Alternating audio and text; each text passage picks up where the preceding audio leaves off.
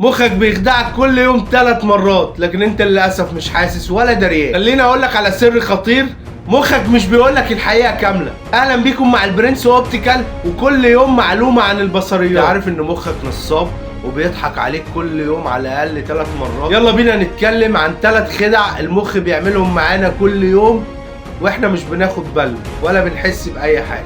اول خدعه، بص قدامك كده، انفك قدامك طول الوقت بس انت مش شايف. ليه مش شايفها؟ لان مخك شايف ان المعلومه دي غير مهمه، فبيعمل لها حذف تلقائي من الصوره. يعني حرفيا مخك بيشيل انفك من الصوره خالص. الخدعه التانيه وهي النقطه العاميه، ودي كنا اتكلمنا عنها قبل كده.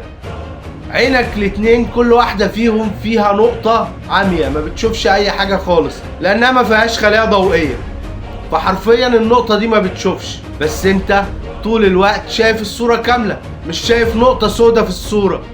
وده ليه؟ لأن مخك بيكمل الصورة من ألوان الخلفية، فبالتالي حضرتك ما بتحسش بأي حاجة ونايم في العسل وفاكر نفسك شايف الحقيقة. يعني الحقيقة الصورة اللي انت شايفها ناقصة حتة، بس مخك بيكمل. الخدعة الثالثة وهي إن عينك بتتحرك مئات الحركات في الدقيقة وبحركة سريعة جدا، ولو انت فعلا شايف الحركة دي فكان العالم قدامك هيبقى بيتهز طول الوقت. لكن الحقيقة ان المخ بيثبت الصورة وقت حركة العين عشان الدنيا تبان مستقرة. ممكن تجرب وتقف قدام مراية وتقعد تحرك عينك شمال ويمين، قول لي هتشوفها وهي بتتحرك ولا لا، واكتب لي في الكومنتات. يعني باختصار، اللي انت شايفه حواليك مش المشهد الحقيقي، دي صورة معدلة.